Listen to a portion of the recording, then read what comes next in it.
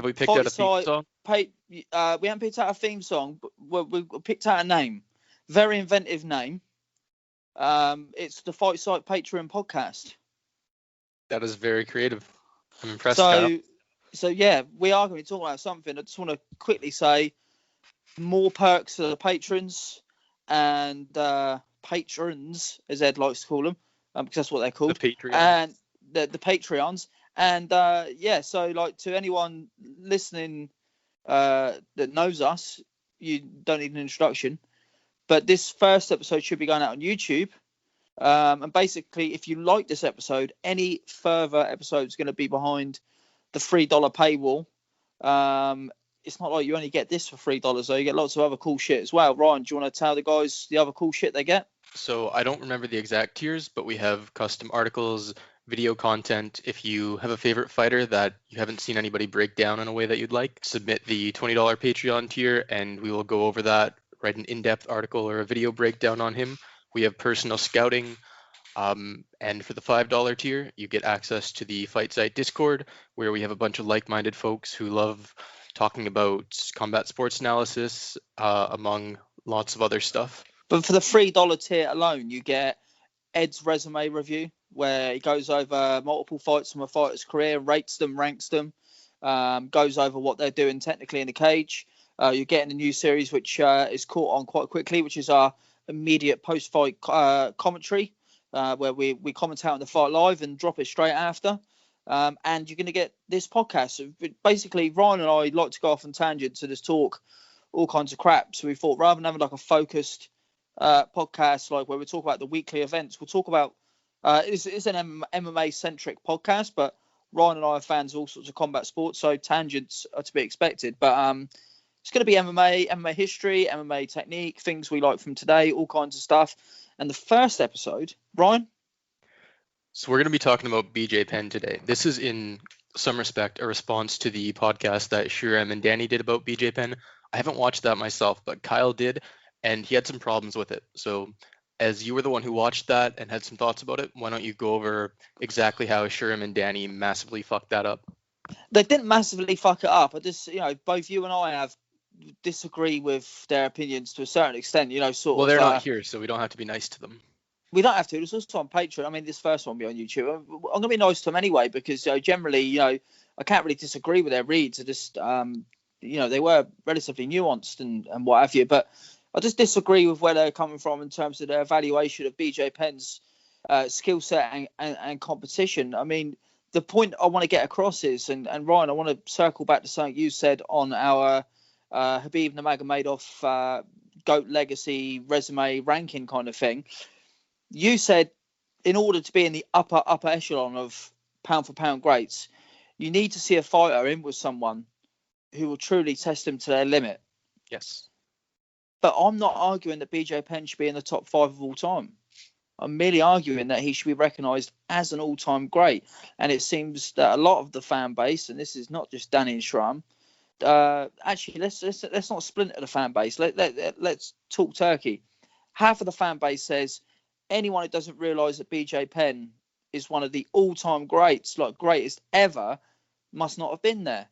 And the other half says, well, would he really been that good nowadays? And, that matters.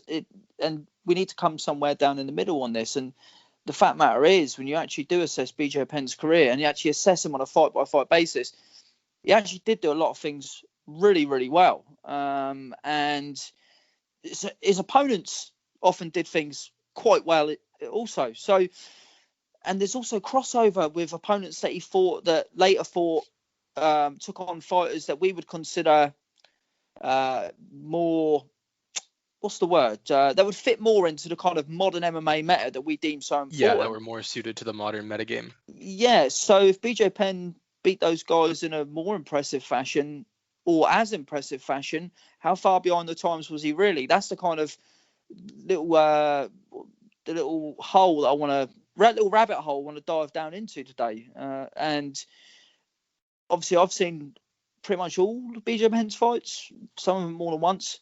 And I feel there's certain criticisms that are levelled at him that are a tad unfair, and I want to sort of get into those today. Like, so for example, just to and this is going to be a tangential chat as always with you and I, Ryan, but Ed is reviewing BJ's early fights at the moment, and kind of said, well, he didn't.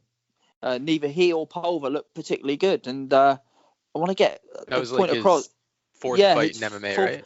and like the Kauno and the Pulver fights, he's fighting guys that have got 15 fights more experience than him. And however you see those opponents, that's not normal, really. That's not normal in any kind of traditional sense. And Pulver, I would say with Jens Pulver, like, he gets really sort of unfairly looked at today, but he's sort of like, I was watching him the other day, and I thought he's not the prototypical like wrestle boxer, but he is very much like a wrestle brawler. And like he did some things quite well. And if he was a useless fighter in terms of the era has changed so much, so drastically, that Pulver was only good in his own era, then he would not have continued to look decent for years after. He certainly wouldn't have beaten Cub Swanson years later, a nascent Cub Swanson. But if the eras were that clearly defined in terms of like kind of like a BC AD kind of thing, then, and it's the same as in boxing. It's the same as in boxing. You look at these really old timers and say, well, they're nothing compared to the fighters we know today. And yet they fight for so long, they've managed to compete against the fighters of the so-called next generation. And I think if they were that bad, they would get blown out by them. But that's going right back into BJ Penn's early career.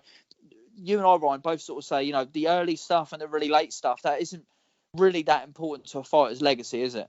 Right. Yeah, anything that's clearly past prime where they were shot, I wouldn't really count at all. Like, I don't care about Silva losing to Jared Cannonier or whatever the fuck. And I don't care about their early prospect losses. Although with Pennick, it's a little bit more murky because a lot of the really good work he did was early in his career. He was pretty much elite, like right away within a year of starting MMA. And a lot of his early work is pretty important, I think, especially the Gomi fight. He beat Gomi when he was like 2 years into his career, and Gomi was already well into his career. I think he'd already beaten guys like Chris Brennan, Doken Jonosuke, Mishima, who were not like Rumina Sato, who were not modern greats in any way, but they were very good, respectable talents and some of the best at that weight in their time. And he just fought Hellboy Hansen as well. So like, if Gomi really did suck, then, and we know for a fact that Gomi, even shot past his prime, was able to compete on some level once he finally got over to the UFC. Do you know what I mean? Like, Yes. It's not like, and I want to make a kind of, again, tangent again, but I don't want to be all pro BJ Penn, because for some of BJ Penn's best lightweight days, and because he's such a weird fighter in terms of the weight hopping and that, it's hard to really pin that down. But let's say his title reign, a lot of the best lightweights weren't actually in the UFC. Right. They're either in it was either Pride days or offshoots of Pride, like Dream and stuff like that. And you had really, really top fighters over there: Shinyaoki, Eddie Alvarez, obviously Hellboy Hansen, and then Gomi was in Pride, and there was Kawajiri was over there, and there was so many good fighters in that sort of 155 to 165 range or 160 range that BJ Penn never actually fought. So I don't want to act like, oh, well, actually, BJ Penn conquered the deepest lightweight class ever, because he really didn't. Right. And his actual lightweight title reign wasn't, I think, that valuable. When I'm looking at BJ's legacy, I don't really care too much about him winning the belt off who did he win that was Stevenson, right? And then he defended it against Florian and Diego. Sean and Shirk. And Sean Shirk was a genuinely good win. Yeah, and Shirk was, again, like nowadays everyone laughs at him, yeah, but like he was a really strong wrestler. He was a strong wrestler. There's no detracting from that. His actual top game was actually pretty damn good. Like, he was really good at passing. And if you watched for like a really fun fight, the Hermes Franca fight, he obviously ended up being a disgusting sex criminal. But that's actually a really fun, scrambly fight.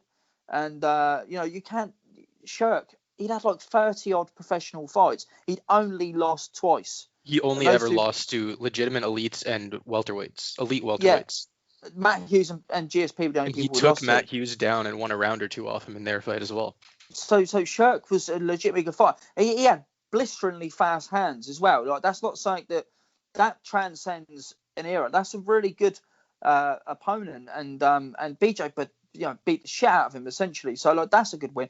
I want to. Shirk's not somebody that strikes me as like being an anachronism. Like if he's not, he wouldn't be, I don't think, elite in the modern game if you just took him out and transplanted him, but he's absolutely somebody that had a style that would survive in the modern era. He was a good wrestle boxer.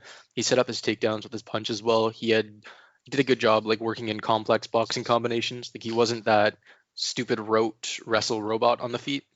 He could box pretty well. His wrestling was genuinely very good. He had a dangerous top game, and BJ beating him the way he did was genuinely very impressive. But Also, for me, go on. with BJ's legacy, it's not so much the work he did at welterweight, but the weight issue that you brought up.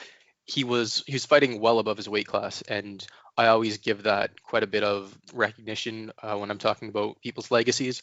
This is coming from somebody who watches a lot of Muay Thai, where the weight hopping is a big thing, where you can't just evaluate like how good they were in a certain division. It's could they fight up?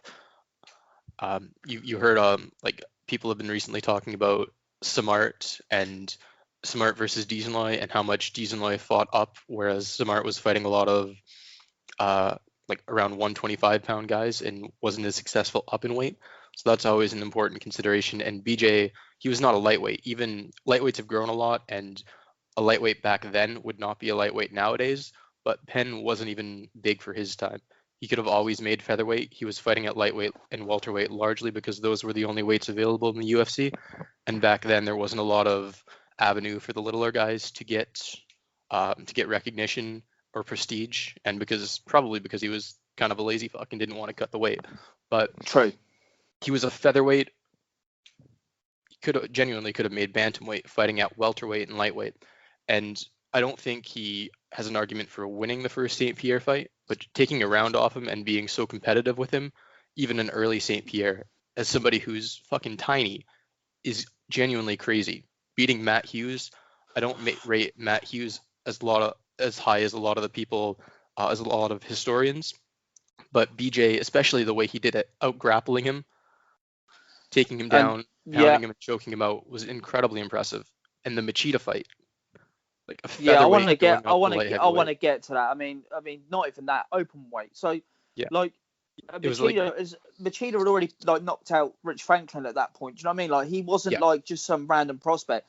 And I really want to get into that because it pertains. That was fucking 4 years into BJ's career too. It's something which Danny and Schramm touched on. To be fair, it was an early Machida, but still. Of course. But Danny Schramm said, BJ Penn never tried hard in a fight he was going to lose. Now, if you watch that Machida fight, BJ is swinging. Like, he is literally, he looks like, in that fight, he looks like Fedor Emelianenko with a tan. You know what I mean? Like, he is fighting like Fedor with these wild hooks. He is fighting his way off the ropes out of the clinch. And we know for a fact that Machida had a really tricky tripping style. And I think Machida at the point was doing like sumo and Shotokan karate. Do you know what I mean? Like, he's a really awkward stylist. We know for a fact that he was really. There was a time, Ryan, you're not that old, but you remember that for a while, people wondered whether Machida was ever going to be beaten in the UFC. Like, he was so tricky. The Machida era. Yeah, and BJ swinging with him. Absolutely swinging with him and landing some good shots and actually like doing some good work all the way to the end of that fight and not being dissuaded. And something else was really interesting, actually like checking kicks, which is another big criticism of BJ, that he had like no kicking game. He did have no kicking game. He generally like did a Diaz brothers like no sell on the kicks, but he did actually know how to defend. He did try to defend kicks when he needed to, and against Machida he does. And he was competitive with him in the clinch too. Yeah, I mean, and he also he fought two Gracies as well, because this was like his K1 Heroes kind of phase where he left the UFC. So he beat Dwayne Ludwig at welterweight, but Ludwig was actually like the lineal UFC champion because he knocked out Jens Pulver, and he just sliced for him like butter, nice and easy, just like he did with Gomi really. Ludwig was a pretty decent fighter. Nothing, no great shakes, but he was a good fighter. And then he fought Rodrigo Gracie, who he was undefeated and he wasn't that good, but I think he was ADCC gold medalist as well. So he was a good grappler, and BJ dominated him the whole fight. And there's a much bigger guy. And he just beaten. Wasn't that right after he beat Hayato Sakurai too? He just beaten Maha Sakurai. So you know what I mean? He wasn't some Gracie who'd never had a fight. And BJ sunned him basically. He was clearly the naturally smaller guy. He was like a chubby BJ, and just made him do that Gracie thing where they just flop to their back constantly and don't want to engage, because BJ just beat him up really, and just dominated him wherever the fight went. So again, the names don't stand out, but these kind of pound for pound achievements, I like to call them, are quite, like you said, that's quite an important thing, and shows natural talent and skill set to me, being able to just do your thing regardless of the opponent. And obviously it was the freak show era of MMA, so to speak, but that's not some random pride shit. Actually, BJ was made for pride. He really should have went to pride. That's one big thing that I don't know why he went to K1. I know Heroes paid him an exorbitant amount of money to fight there, so K1 paid him a lot of money, but really should have went to pride. But then he went back to UFC, and obviously loses to Hughes, and eventually goes down the lightweight. The opponent I want to bring up at lightweight that I find quite interesting, and I want to stress this isn't MMA math. Again, I'm not trying to argue that BJ Penn's in that hallowed ground of sort of top 5. Right. But Kenny Florian was a really competent fighter. He was good on the feet. He wasn't a dangerous striker, but he's quite competent in kind of MMA Muay Thai, so to speak. Good clinch, and obviously pretty dangerous submission artist as well, on a good run. And I think if you compare, again, in that fight, Florian does a lot of good things. He keeps BJ against the cage for quite prolonged periods and frustrates him and does some decent work. And yet BJ comes back, 4th round, batters him, takes him down, just cuts through him like a hot knife through butter. And I think, I might be wrong, but I think he's the only person to ever tap Kenny Florian. And if you look at that Ken Flo and look at the Ken Flo that fought Jose Aldo, there's no difference between the fighters. And yet, I would argue that BJ Penn did a better job on Florian. Actually, Aldo had some of the same issues with Florian, in open space, less so, obviously, but he was still pressured up against the cage. As a matter of fact, Florian actually hit a really active double on Aldo. Now, as we know, it didn't do anything because he just springs straight back up. But that's quite impressive for me. It shows that Florian was a good fighter. I think Florian actually fought better against Aldo than some of his other challengers did. And yet BJ beat him more impressively. And again, this is not me trying to say, Ryan, and you'll get where I'm coming from. Not trying to say, well, obviously BJ Penn's as good as Jose Aldo. That's not what I'm trying to say. What I'm trying to say is if he can beat an opponent more impressively than Aldo, surely that shows he's not some archaic remnant of a long lost era that was full of pioneers and sort of relics. You know what I'm saying? Yeah, I definitely agree about Florian being an impressive win. He's another one of those guys that only really lost to elites. I think the worst guy he ever lost to, aside from pre-prime losses, was Gray Maynard, who was a genuinely great lightweight for his time. Absolutely. Florian was one of those the typical best fighter to never win a fighter before there were really, really good fighters to not win titles. Yeah. I wouldn't necessarily myself read too much into the method of victory there, just because I think the style of fighter that Penn and Aldo were, that Aldo, if he's comfortable, is never going to push to get you out of there.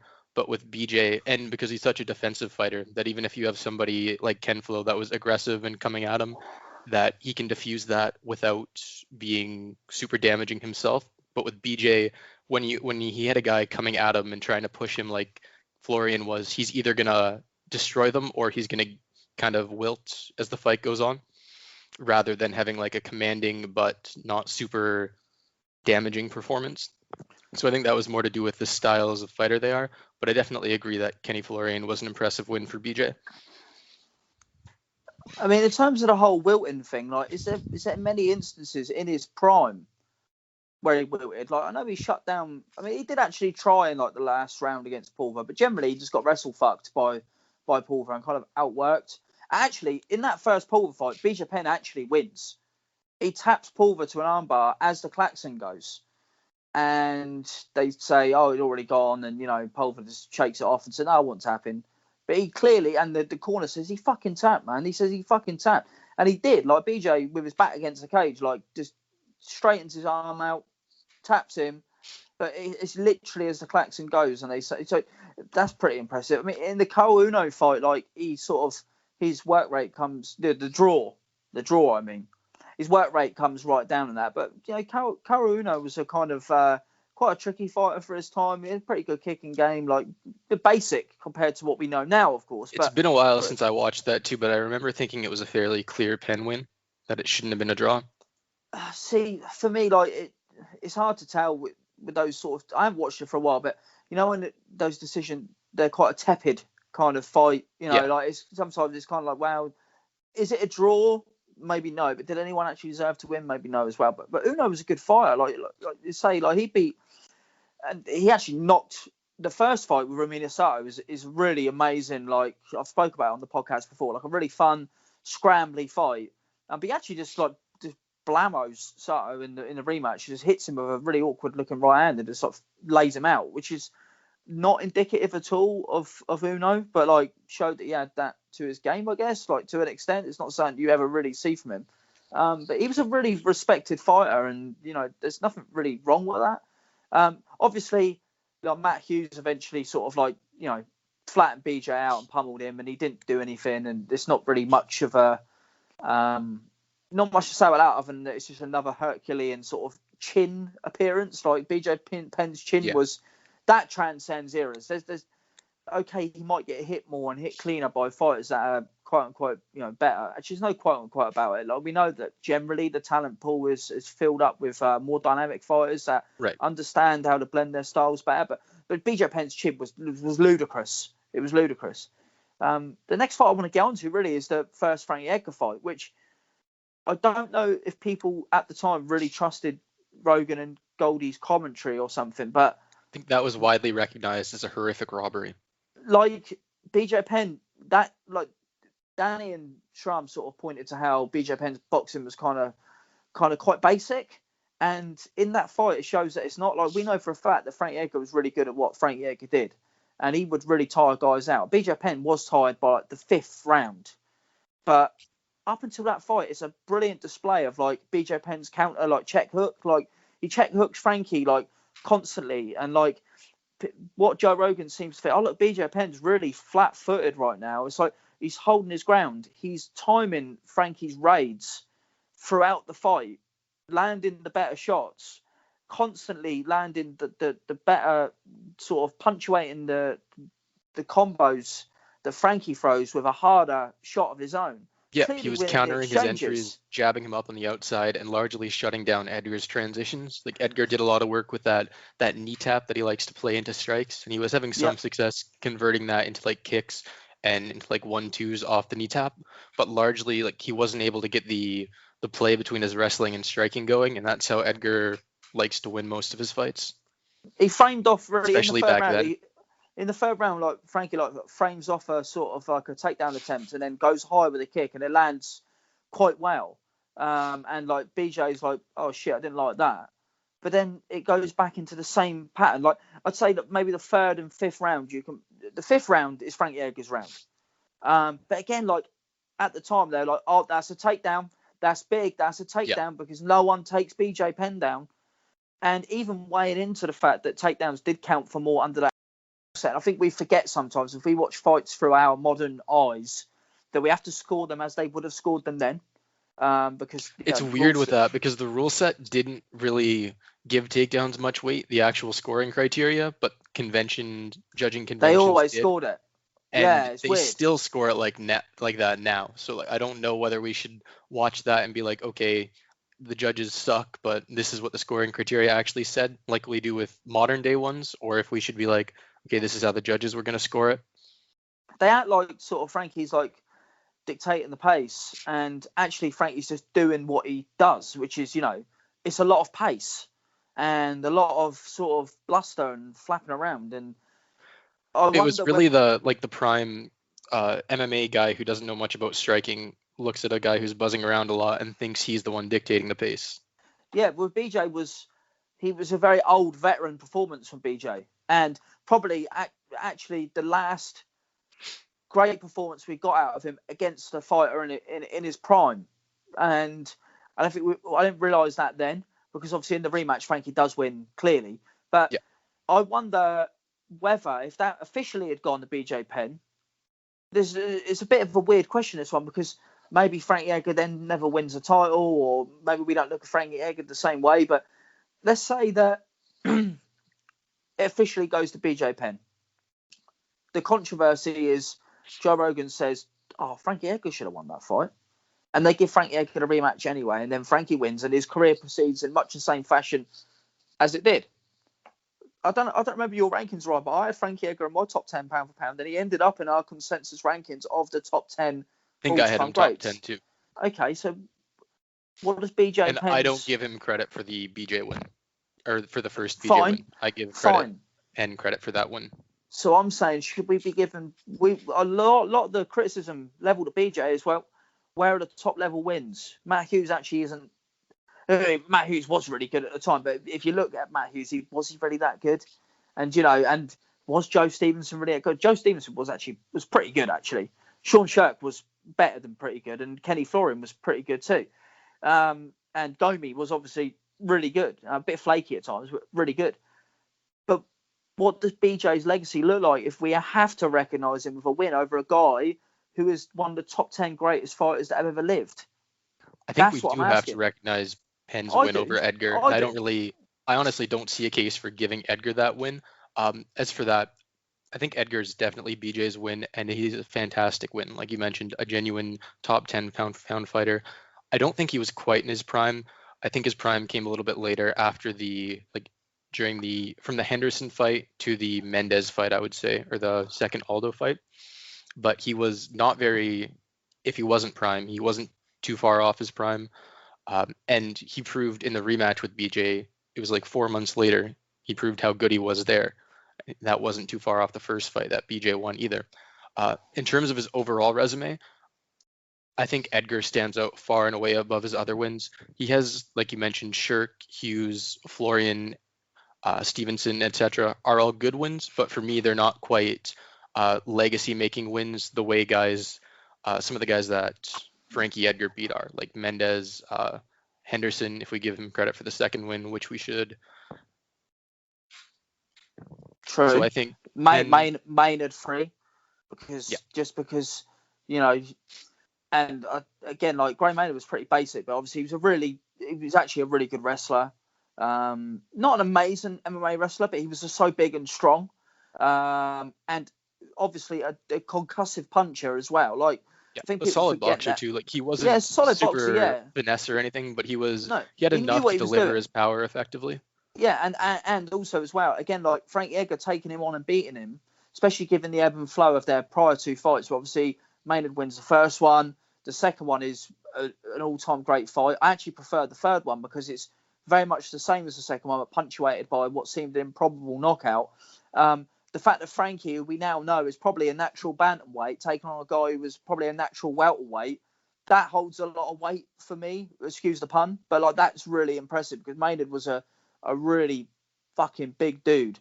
And, honestly, Edgar going down, and he didn't beat Munoz, I don't think. I don't think there's much of a case for him winning that fight. But even him being competitive with Munoz, past the point of being like nearly physically shot, he's already shown he can't really compete with elite featherweights anymore. And then he goes down well past his prime and is very competitive with one of the top bantamweights in Pedro Munoz. That does a lot for Edgar for me. And really, I think it shows that he could have been not only elite at bantamweight forever, but likely like he could have beaten a lot of the champs, I think. My concern for Frankie as he moved down was always he's going to lose a lot of what made him brilliant, which was, he was faster than them, his movement was faster, etc., etc. Yeah. And I'm still a bit concerned about that because, like, as good as Munoz Pedro is slow as fuck. Yeah, Munoz is like the one like patient, slow bantamweight. He is slow. He's really good. He's just so technically well versed in everything, really. and really just a really great professional. That's how I would describe Munoz. Like, it reminds me kind of like how Sunsale did, where he's just pretty good at everything. Sunsale, funny enough, is a kind of fighter that I would expect Edgar to beat. Shram's going to be crying now if you won't listen to this anyway, but he would cry. But that's the kind of fighter that I would expect Edgar to beat. Someone like Dillashaw. I think Edgar would be a terrible matchup for that. I don't see him taking out Dillashaw. I'm not sure. Cruz, maybe. I would have loved to have seen that fight. That would have been a lot. That would have been lean in that one. Would have been a lot of movement and not a lot of actually going on. I think. I do wonder whether, although Cruz is always pretty good in terms of defensive wrestling. Like, Frankie was pretty good in that regard, offensively. With bigger guys, wrestling lightweights makes me wonder there. Yeah, it does make me wonder too. And also, like, Frankie's quite an underrated puncher. He's never been heavy-handed in his life, but just through speed and precision, like, he's always been quite a hurtful puncher. Like, the knockout of Maynard was generally like terrifying, and he caught Chad with a good one, and generally pretty much everyone he's faced, Edgar's got the respect of at some stage, apart from like Aldo, basically. But again, I'm not trying to argue that BJ's in that Aldo thing. I think I'm the only person out of all of us that had him in his top 20. I had him, I think, 19th. And although now you and I have discussed this before, the kind of, well, two-weight champions aren't really that impressive because usually they're made under dubious circumstances or what have you. In this one, like, it wasn't made as like a selling thing. It was a we have no one for Matt Hughes to fight thing, and BJ Penn's going to step in and take the fight. So for BJ, that's actually quite impressive. It's not a Cormier Stipe double champ. It's not a McGregor Alvarez, although actually I think the interim might have already been taken by that point. But whatever, it's not that thing. It's not, is that the only other ones we've had? McGregor and Alvarez and DC and Cejudo and Dillashaw. Cejudo and Dillashaw. Yeah. In which case, obviously, Cejudo didn't win one of his double champ fights. What do you mean? I'm lost. The DJ fight. He only legitimately won the bantamweight belt. That's true. Wow, no, he didn't. He didn't even win that legitimately. He won the vacant bantamweight belt. Oh yeah, he won. He beat Moraes, so it wasn't the lineal. Yeah. Actually, funny enough, with the bantamweight thing, it's generally accepted amongst any historians that have a fucking clue what they're talking about that it's always the lower limit. So if they'd fought at 136, then the belt wouldn't have been on the line. It's like the Chad Dawson and Andre Ward thing. Like, they fought at 168, but Andre Ward actually won the lineal light heavyweight championship because essentially anything above 168 is light heavyweight anyway. So 125 up to 135, that's still bantamweight, regardless of the fact that TJ Dillashaw looked like Freddie Mercury in his last days. You know what I mean? That makes sense, yeah. Yeah, you know what I mean? He's still... Yeah, he beat Dillashaw and then won the vacant belt, so I would give him credit for the bantamweight. Yeah, of course. And he defended it. So for me, like, he beat the greatest bantamweight of all time. So for me, like, he was... And just tangential again, and guys, if you want to pay $3 to hear us talk about every facet of MMA that has ever existed, but Cejudo at least was the person who came closest to beating DJ, like, oh yeah, in his prime run. You know what I mean? Like, even if he didn't win that fight, the fight, not only does it reflect incredibly well on Cejudo, but I think it shows that he could have beat him in a rematch. I might have even leaned towards Cejudo. Consider the first fight where he just got sunned. Like what took DJ 4 rounds to figure out against John Dodson took him about 40 seconds to figure out against Cejudo and just kneed him into oblivion. Do you know what I mean? Like, and that showed the levels between them at the time. And I'll tell you what, like, it's really weird that Cejudo became this king of cringe fighter, because when he was the Olympic gold medalist talking about turning over, and I was watching amateur boxing and footage of him at some carnival or some shit, and I thought, this guy's got it all. If he puts it together, it'd be really good. And then he was a major disappointment. He couldn't make weight. Fights were being cancelled. He then finally gets his ass in gear and gets wiped out by DJ. Has a ridiculously competitive fight with Benavidez after then becoming a complete dick on the Ultimate Fighter. You're like, oh my God, this guy's never going to make it. And then he probably puts together a run and becomes, an elite fighter. Like, I want to sort of matter of fact, we've gone on a tangent here, but talking about double champs is a pretty good comparison to make. Do you think that, discounting the second DJ fight, does Cejudo actually have a better resume / legacy than BJ Penn? I'm not sure that he does. I think I'd have to think about that more, but yeah, Cejudo has better wins at the higher end for sure, but a lot of those have like weird asterisks around them. Yeah. Like I don't really care too much about the Cruz win because Cruz was 4 years off losing to Garbrandt and his body was just obliterated. The Dillashaw one, if I could be confident that like he beat the Dillashaw we saw in the Garbrandt fights, then I would comfortably say that yeah, I think his legacy is better than Penn's for me. Definitely. Because I do not know what to do with that win. TJ's in our top. For me, that was very much this fighter is weight weakened and looks like a mess, and that's why he's capitulated so fast. That's I really what it wish I like would have to me. either seen more of him in that fight or seen him in another fight at flyweight, because we got like 30 seconds and he looked like nothing. So I don't know whether to say like that. It could have been caught cold. Could have been weight, or could have been caught cold. Do you know what I mean? But and even that, I mean, even it's not like Cejudo destroyed him and knocked him unconscious, clobbered him a few times, and the fight got stopped. And TJ's like, "What the fuck, man?" Like, do you know what I mean? Like, I think it was a fair stoppage, but it's not like the most emphatic like win ever. Right. But TJ ranks above, and it's very stupid to say, well, he ranks higher on our list, so it's a better win, because obviously we take these things on a case-by-case basis. I think if anyone's listening to this so far, they would know we're not doing this.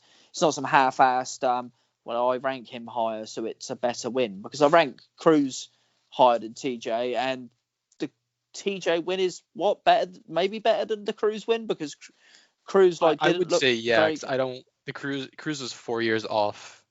Was it really 4 years? Was it really 4 years? The Garbrandt fight was in 2016. Might have been at the end of 2016 though, so it might have been like 3 years. Okay, it's still a long time, especially for a fighter who's literally got someone else's ACL. You know what I mean? Yeah. He's got a cadaver's ACL, and one of them got rejected, and the bloke gets injured all the time, and his style was predicated on youth to an extent. Cruz came back from the dead once and beat Dillashaw, regardless what you think of that decision. That actually is an arguable decision, and that is amazing in itself, and that's why he's one of the greatest fighters of all time. But to the fact that he did it once doesn't mean that he would have done it again, and that Cejudo, that's an amazing win or some shit. Right. The Moraes win is good, but clearly has not aged well. Even before that fight, I've suspected, like, when Moraes beat Sterling, I said that I hope he gets a title shot soon, because I don't think he is long. Moraes came over, he was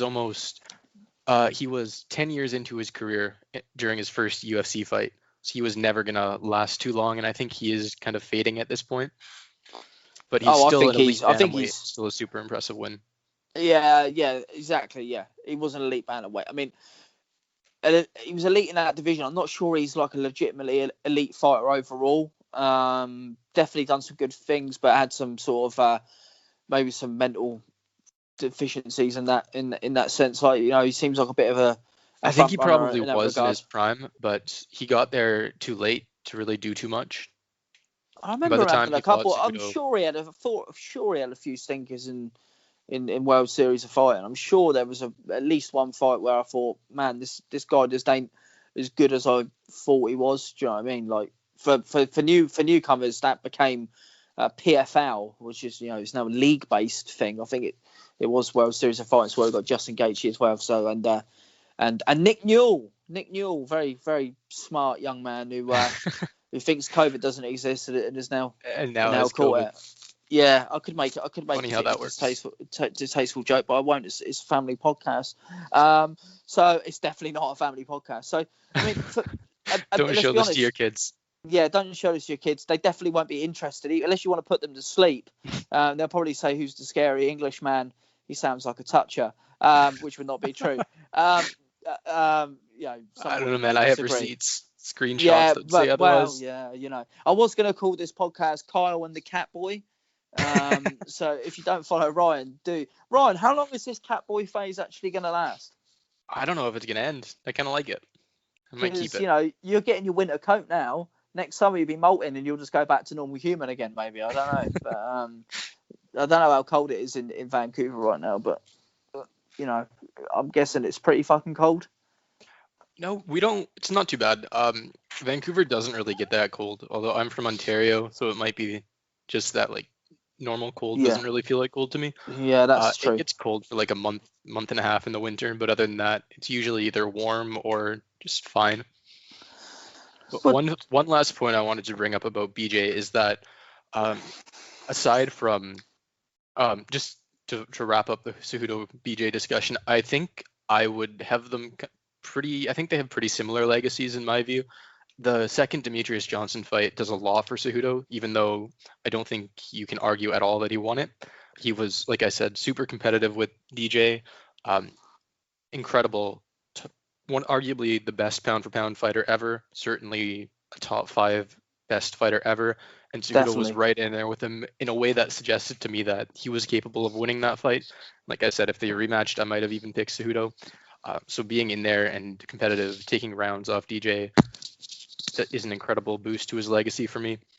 The Sergio Pettis and Formiga wins are elite wins as well, and I rate those quite highly.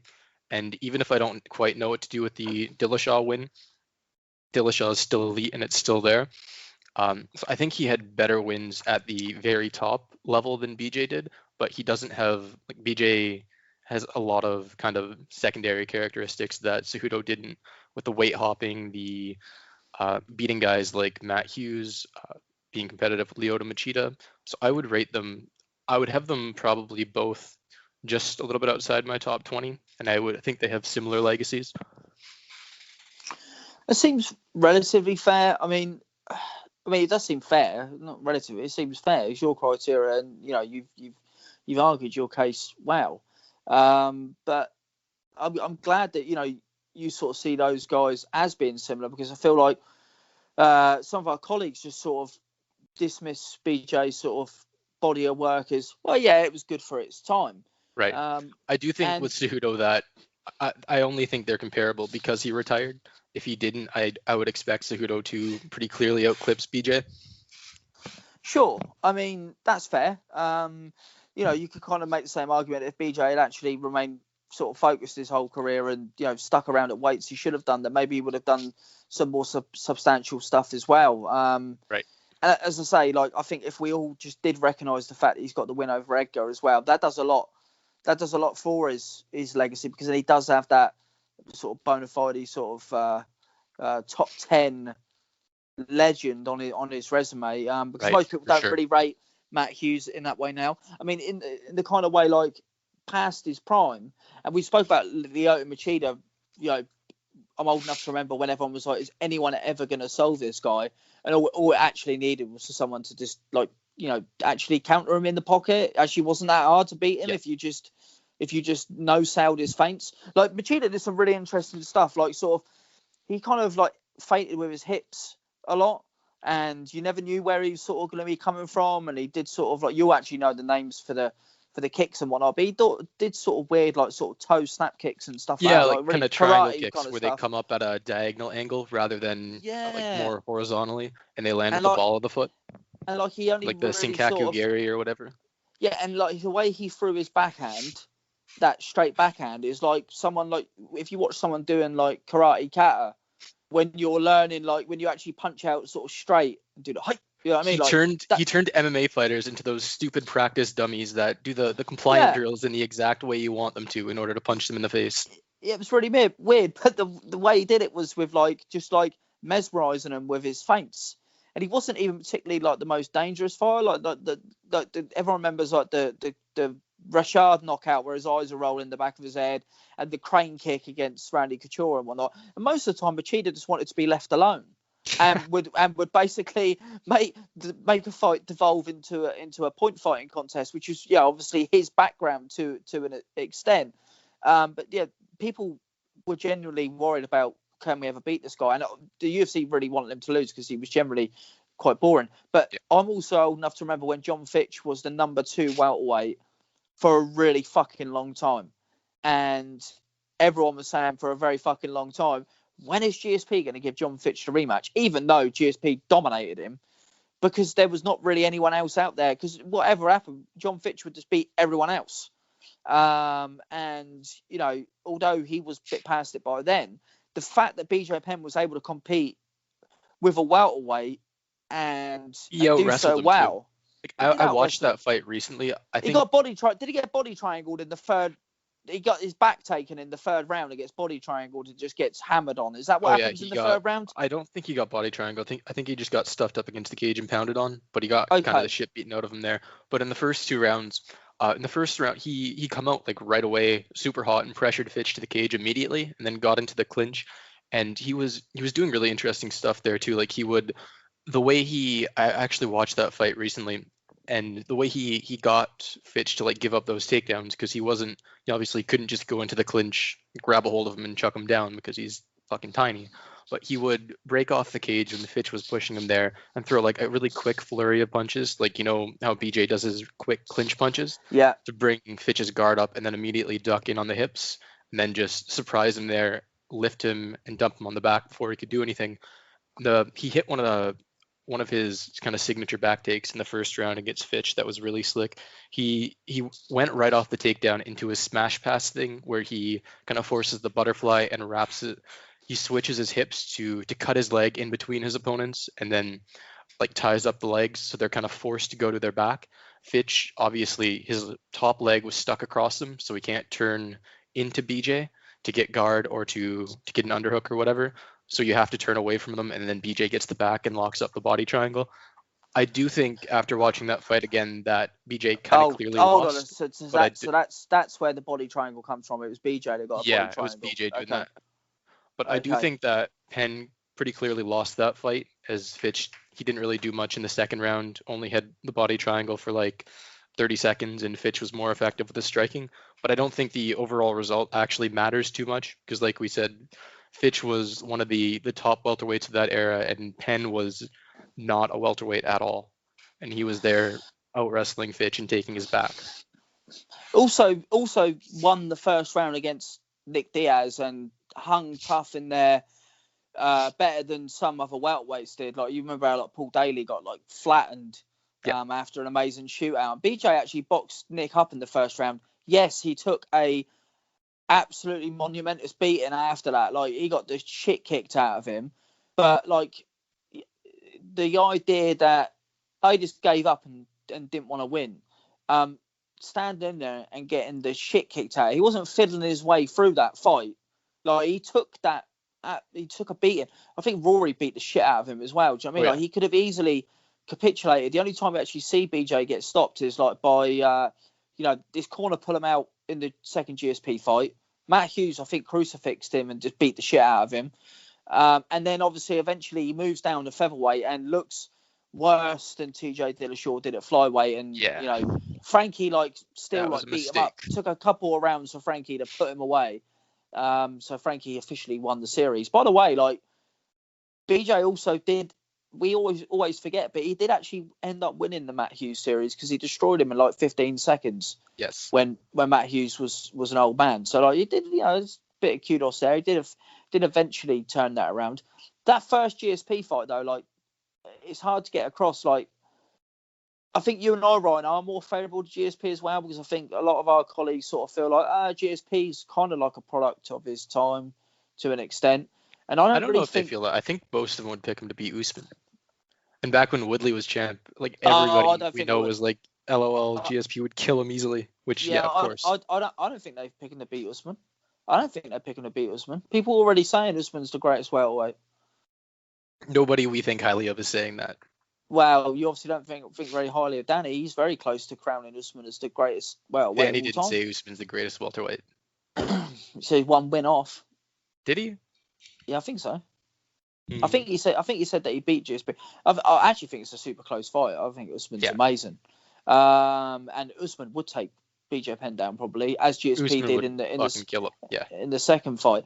But in that first fight, Usman would just, if he wanted to, kill him with body shots anyway, I think. Yeah.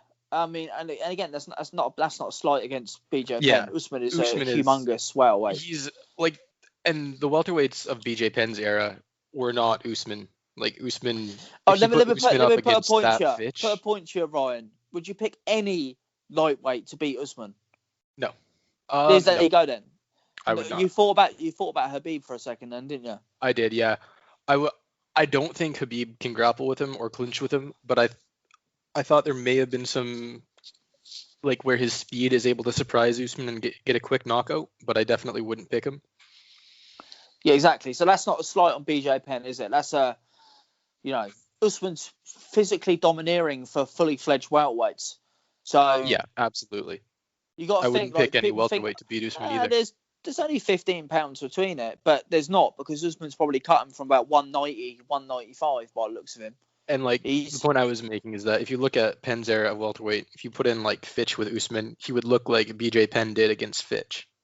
Yeah, exactly, yeah. He would just get muscled around, strong all day. Yeah, exactly. I mean, and I don't want to make the case that John Fitch was ever particularly good. What he did was relatively basic, but he did it very well. And the point I always make is, and the point I'm trying to get across is, a lot of people that we know, not just our colleagues, but other people we know that are like-minded MMA fans, kind of say, well, that wouldn't work today, but it worked. Certain things that might look sort of basic for their time. I mean, Fitch isn't worse than like what's that Georgian guy at bantamweight who's Merab doing pretty well. Yeah, yeah, Fitch is not worse than him. But if you look at like someone like Matt Hughes, yeah, it probably wouldn't work today. Matt Hughes probably would be like 145 pounder and way too slow. But in his own time, it worked against a wide variety of styles. Right. Do you know what I mean? So like the idea that, I mean, people for a while thought that Habib was too basic. Do you know what I mean? Like, oh God, a return to wrestle fucking, that's not going to be much fun. But obviously, to the keen eye, there's a lot more to it than simple skill set. Yeah, of course, you can say that, obviously, I use him as an example every time because he's the best fighter that ever lived. Jose Aldo just is way more skilled than this guy, this guy, this guy, this guy, and this guy. But it doesn't mean that this guy, this guy, this guy, this guy aren't good in their own right. And actually, like, I don't think, matter of fact, the BJ like Habib thing is kind of interesting just because although I think Habib would win, it would be pretty cool to see that supernatural takedown defense. I do wonder, like, you're going to tell me now that obviously Habib's setups are just way more complex than anyone BJ ever wrestled. And also his clinch. Yeah. The clinch would be the big sticking point for me. Like Habib would single leg him and BJ would defend it to the cage, and then I don't think he'd be able to do anything at all in the clinch. Even GSP was never much of a clinch guy. Kenny Florian was pretty good in the clinch. Habib-esque, you may say. I might not say that. No, I might not say it either, but it's fun, isn't it? It's fun. Try saying it with me. Say it. Kenny Florian is Habib-esque in the clinch. Kenny Florian, I can't do it. I can't. Oh, it's a shame because I was going to just take that little soundbite, chop it up, and just put it out there and say, oh my God, look what Ryan said in this podcast. If you want to hear it, come over to YouTube. Yeah. I'm on to you, Kyle. You can't trick me like that. I get Taylor with that too much anyway. Yeah, but he's easy. He's easy to get. Fucking hell, man. For a guy that smart. For a guy that smart, he's easy to sort of hoodwink, isn't he? Yeah, love that guy. Go on. One last point I wanted to make about BJ, aside from the evaluating his wins and legacy, I think something that really stands out to me when looking back at his career is just how important he was for the development of the meta in MMA and how ahead of it he was in a lot of respects. I've talked about this a lot before. I mentioned it in our Habib wrap up after the Gaethje fight, but his passing game kind of formed the basis for the modern meta of passing in MMA. You see GSP and Maya doing a lot of those, they force three-quarter guard or half butterfly or whatever, and then step over that into half guard and work on tripoding over the guard, especially Maya with his focus on smash passing and the leg weaves and dope mount. BJ Penn was really the first to kind of introduce that into MMA. And he really showed how good a style it is for MMA. Because as we know, Joe Rogan always talks about how the butterfly guard is useful off your back because you can create distance, where with a closed guard, you're not really actively working on standing up. You're just pulling them into you, which doesn't help you in a game where you're losing by spending time on the bottom. So the natural response to that is to create frames to push the guy on top away, and that kind of leg weave tripod passing game is a natural counter to that. If the guy is pushing you away, elevate your hips, lock down his upper body with yours, and tripod over the guard. And we've seen BJ Penn was kind of the first installment of that. We've seen guys improve on that and continue developing that game. And then you can see kind of the culmination in Habib, where he uses that the tripod passing style combined with folk style wrestling elements and a devastating ground and pound game. Penn also kind of did a lot for the back control in MMA, not just in terms of his actual entries to the back. Like I talked about the one on Fitch, where he uses the tripod passing to force him to turn and then takes the back and locks up the body triangle. But also both his style of finishing, where he would take the wrist inside wrist control from the back, stuff it down, and trap it with a leg. And nowadays we see that's one of the more common finishes we see to the rear naked choke, but also catching chokes in transition. Penn was really good at that, where he would take the back and guys would immediately try to turn out or post, and he'd use that to wrap up the neck. And again, that's another really common finish we see in MMA now. In the striking, he wasn't as revolutionary, but you can still see like he has one of the earlier interpretations of a good nuanced jab, especially back in his time, like in 2000, 2005, 2006. People jabbed, but like they didn't know why they were jabbing or like how to really use that to bolster the rest of their game. He didn't just throw his jabs. He would use his jab to dip under counters. He would use it to draw out counters and punish them. In the first Edgar fight, he was constantly not only like dipping into hard jabs where he'd slip under Edgar's and be able to close distance with them, but he was using like light flicking jabs to bait out Edgar's rush and then check hooking him and pivoting off. And that was a really early kind of game to play back then, or a really modern kind of jab that we didn't see often back then. So I think there's a lot about BJ technically that really stood out ahead of the game. I do think, like, I suspect Danny and Suram raised the point about kicks, and I do think that if we're talking about him like technically in relation to modern fighters, that is a big downside.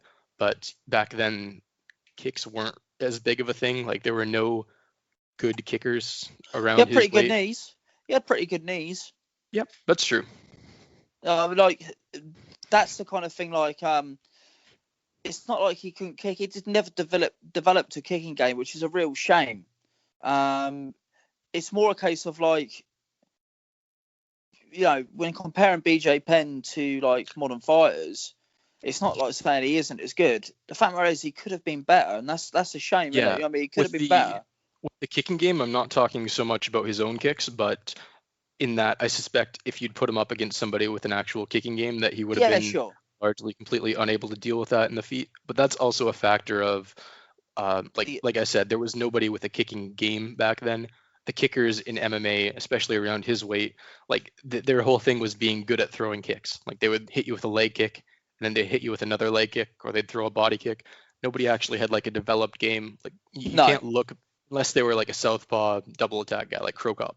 But I don't really remember many strong guys like that around that weight. Eve Edwards, maybe. But yeah, Eve Edwards. But BJ never fought Edwards. He never really had much incentive to deal with that because it just didn't really exist, which is both like something to give credit to him and take it away, I guess. Because in one respect, he was very behind the modern meta in regards to that, because it wasn't something that MMA had really developed back then. But at the same time, he wasn't forced to respond to that threat, so there was never really incentive for him to actually learn to deal with it. Yeah, you do wonder whether, obviously now he's obviously a hyper competitive guy. People's coming around nowadays. He just, you know, at a gym nowadays, a decent MMA gym, they probably would just learn it more. I mean, look at like someone like Max Holloway. Do you know what I'm saying? Like he's managed to incorporate, and even now, like, you know, Max can be caught with leg kicks more than I would like to see. But even in Hawaii now, they're obviously training a lot more modern sort of game. Do you know what I mean? Whereas in that time, it's something you can look at and have success with, but it's not like a trump card. It's not like you can't just be like, I'm gonna kick him and I'm gonna win. Yeah, exactly. Whereas, and the fact matter is that BJ didn't really lose fights because people just decided to kick him either. Like you say, it wasn't a massively developed part. The last thing I want to touch on, which is another thing you raised when you and I had our little back and forth in the Habib, is Habib Nurmagomedov the greatest of all time? Check it out on www.thefight-site.com because it was very fun. Good contributions from everyone. You raised the point of young fighters that are coming in, they have something to aim for, and they build their game around taking down the champion, and those becoming the signature wins. So we spoke about Frank Edgar a lot, but do you think Frank Edgar fits that bill? Do you mean like in terms of the champion or in terms of the up and comer? I mean, like he was coming up when BJ Penn was the man, and eventually fought him, and clearly tailored his style to try and he tried his absolute best to take BJ out of what he did try his absolute best to take that belt from him, and kind of fits that sort of criteria of the young guy coming up who has his mindset on the belt, eventually gets a title shot and pushes the champion to his limits. Does he fit that criteria for you? Is he BJ's young pretender, the guy that's built his game around beating the champion? In some respects, I think so, but I'm not sure BJ had quite a long enough reign at lightweight to really say that. I think he won the title around the time of Edgar's first fight in the UFC. Not But 100% definitely, sure about that. but he was definitely one of the most prominent sort of lighter weight fighters for years before that. Do you know what I mean? Like, Yeah, for sure. I remember people always saying, like, when is BJ going to finally get that belt? When's he finally going to go back down to his natural weight class and finally win that belt? People think like his prime was at lightweight, and he was the best lightweight of all time. Obviously now we know Habib is, but that's what everyone thought for years. And the fact matter is that he fought at lightweight, it was so long ago. When he first fought at lightweight, he was called like bantamweight. Do you know what I mean? That's what UFC first market as, bantamweight. And then fucked around for a couple of years, as we said, fighting middleweights, light heavyweights, heavyweights, welterweights, anything other than what people wanted him to do, which was go back down to 155. And he wasn't in the UFC and was fighting the only organisations that wouldn't allow him to fight at 155. If he was in Pride, he probably would have fought at lightweight, but he was fighting Heroes. It was all weird fights, and everyone always talking about when's BJ going to go back down to lightweight. It was actually seen not so much as his prime, but the culmination of a full career by the time he finally got down to lightweight and won the belt. And he'd only had like 12 fights. His first reign at welterweight was like a year or two before Frankie started his career too, I think. So yeah, I can definitely see that. So, it was always a case of this guy's fighting above his weight. And, when he finally did win the belt, it was like, finally, he's won the belt. The guy had like 12 fights, but it felt like he'd been fighting forever. He'd gone through, premature boldness in the amount of time it took him to start his career and finally win the belt. He always looked like an old dude. We think now he's like, oh, yeah, he's like Anderson Silva. He's like 48 years old. Watching his fights when he has hair. I think he's only like 40, BJ Penn. I don't think he's that old. He's like 41 or something. I don't think he's that's right. Now getting knocked out by random dudes on the street. God, he looks way worse than 40. Like, looking at his body and like his last UFC fights, it's sad. I mean, like, as we say, like, you shouldn't really look at the post-prime stuff, but seeing him like lose to Clay Guida is genuinely distressing. Yeah, because that's another guy who's past his best. No one wants to see that. Seeing Yair beat him up is not good. So yeah, hopefully we've seen the last of him, but I hope that anyone who's listened to this has kind of reevaluated what they think about him, whether they thought of him as top 5 of all time or not even top 50 of all time. I think it's clear to say that. I mean, you said you don't have him in your top 20, but he'd be top 25, top 30 for you. I think so. I haven't thought too much beyond the immediate top 20. Top 30, I think definitely. Top 25, I'd have to. We have 2 more double weight champions in major organisations, or of course not at the same time, but Randy Couture, Dan Henderson. So would you put him in that sort of 21 to 30 tier? I think well above Couture and Henderson. I rate Hendo higher than pretty much all of you guys. Yeah. I think Hendo's fucking brilliant. Not brilliant at fighting, but his actual, he was pretty good at fighting. But his actual resume and his career up and down for much of it, but he accumulated so many good names. I think like it's hard to, and like he has that kind of thing going for him where like he's like one of the hardest punchers ever and had one of the best chins ever and has insane longevity and titles in Pride and stuff. And you know, just I find it hard not to give Dan Henderson credit. I know people go like, well, he wasn't that good a wrestler for someone who was supposed to be one, and God, he was really boring in the early days, and God, he never actually developed much outside of like the most basic naked low kick to set up his overhand right. But again, it worked against a lot of different fighters. So like, For sure. But yeah, I think I'm gonna have BJ in my top 20 still. Definitely not in the top 15, and could definitely see him slipping out of the top 20 pretty sharpish. Would you have him like just below Amanda Nunes then, or slightly above her? The wild thing is, for all the criticisms you've had of BJ Penn and the good things, is that I still have him about 150 places higher than Nunes. Even if you look Kyle, at the nascent you're game, sexist. What the hell? Oh man! Even if you look at the nascent game of MMA in the mid 2000s onwards, being impartial here, it's still better than women's MMA, isn't it? I don't know, man. I thought this was a no sexism zone, but it's not a no all right, sexism. You do you, Kyle. Objective analysis, my man. Objective analysis. Now I'm playing part of the MMA media guy that's shocked at your abhorrent behavior. I'm going to tell you now that Joe Stevenson was better than Amanda Nunes. Yes, he was. He was. And he's had pretty good. He beat Eve Edwards as well. Yeah. Malvin Gillard, he beat him as well, I think. Yep. So pretty good fighter, pretty good, pretty basic, but pretty good. And got his head split open like a grapefruit with an axe. So that was pretty cool. Did they even test for like blood diseases back then? I don't know. I mean, they definitely weren't testing for roids. Yeah. Also, as well, BJ never looked like a roidy fighter. I know you can't really go on aesthetics ever, but I get the feeling he couldn't even be bothered to take roids, let alone He's train. Just too lazy. He just looked like he was a dude. training with the Marinovich brothers for a while, right? So I think they probably would have snuck shit into his food. Yeah, maybe it just looked like a dude. Just looked like a dude. Really athletic for his time as well. Like, you know, like that sort of transcends. So just to sort of wrap it up, is there anything that BJ did in his time that you do think would translate well to today's game? I think in today's game he would need to be a wrestle boxer essentially. Like I think his takedowns and top control would still translate pretty well. Not at the elite level. Like I don't think he would be able to wrestle to victory against top 5 guys, but I think he would be still quite solid there. And his boxing, if he could work in matchups with strikers where he could work his wrestling, I think he could do a lot of work on the feet with his boxing as well. But if he is stuck on the feet with a guy like Yair or a slick striker in the modern game, I don't think he would hold up well there. So I do think he would be quite a good grappler though. That's good.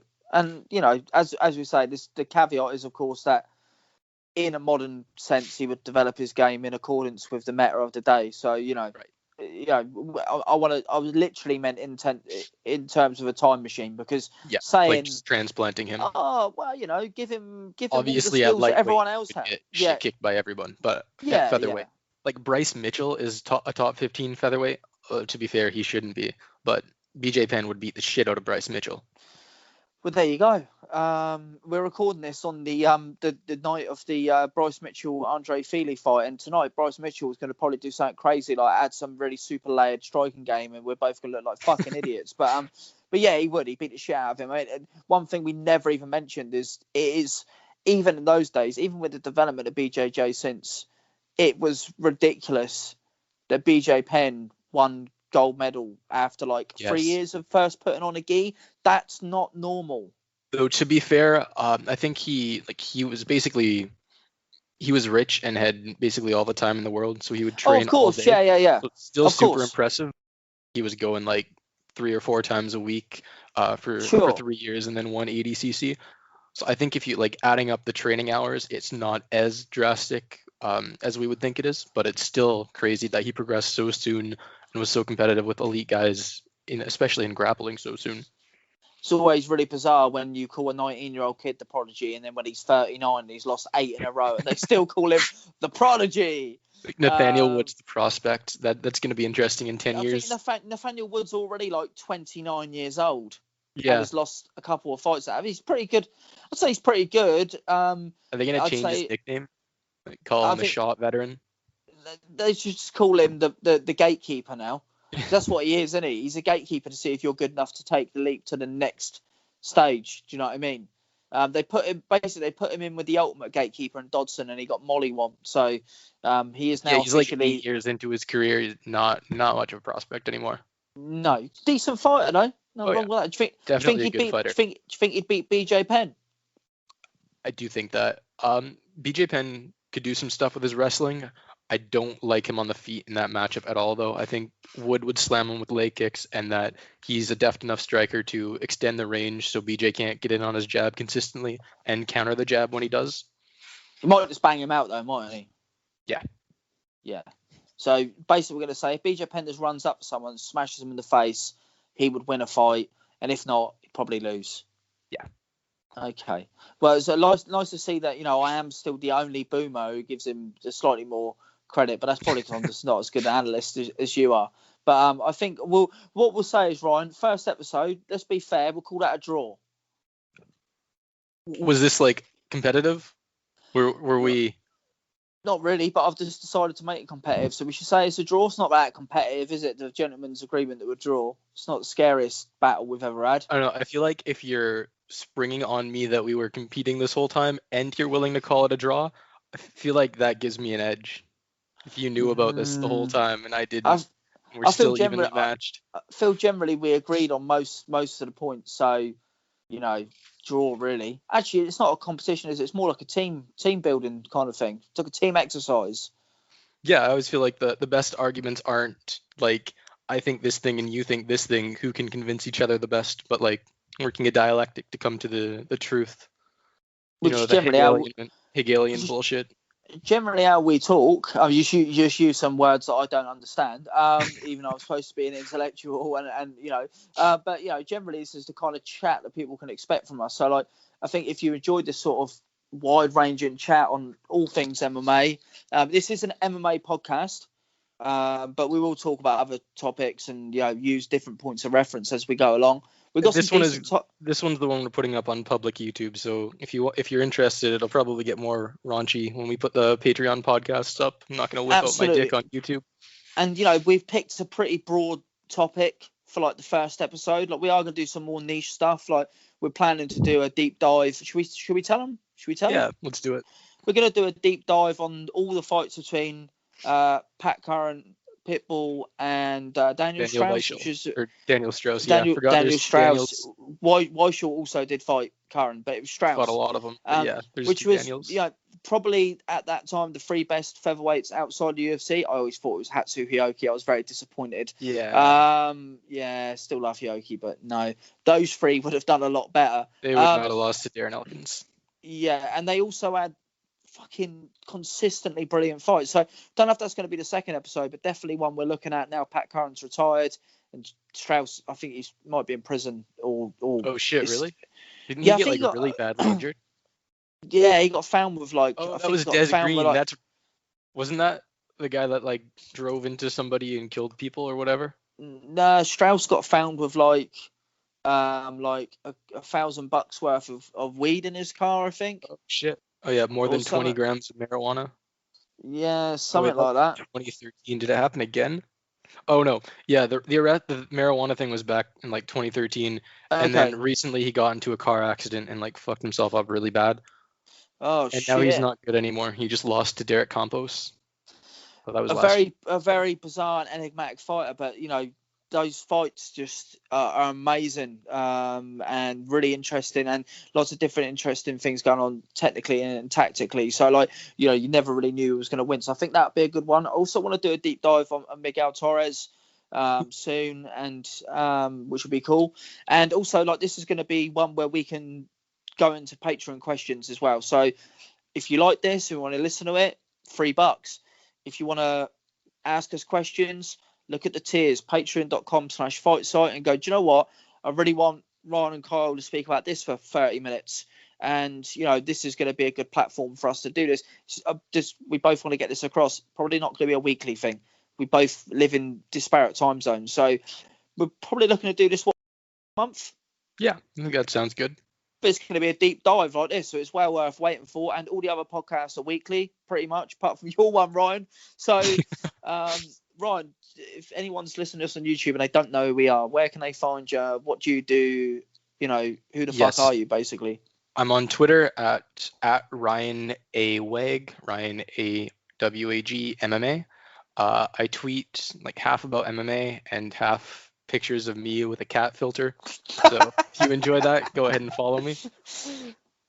You're not a furry, though, are you? Just to get it across. We're not discriminating against furries, but you're not a furry, are you? You're just a cat. A furry? No, I am not a furry. I thought you said fairy. I was like, whoa, God. I don't know if you could say that. No, of course. I wouldn't use a slur. I'll probably cut this bit out. So, yeah, no, don't keep it in. This is the kind of shit you can get for $3. Precariously close to homophobia, depending on your interpretation of one's accent. Yeah, well, I'll redo that question. You have to pay the $3 and listen to the podcast to find out if I'm a furry. There you go. Fair enough. Don't cut it out. I am at Manga Mush, M-A-N-G-A, like manga, like Japanese comics. Mush, M-U-S-H, which is a colloquialism for mate or friend in the south of England, where I'm from. We both write and podcast and chat shit for the Fight Site. So check us out at fightsite.com, DOTCOM on Twitter, and obviously, as I said before, www.fight-site.com. But really, we really want to direct you towards our Patreon, patreon.com/fightsite, because the more money we get, the more cool shit we can put out. And if you've listened to Ryan, if you recording this, how long is this call? This is an hour and 18 minutes.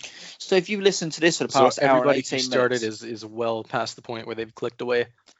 Then probably off watching porn or whatever by now. Yeah, but here's the thing, Ryan. The 2 or 3 people that have stayed on because they're interested, that's our target audience. Well, you heard it. 2 or 3 people that are listening on.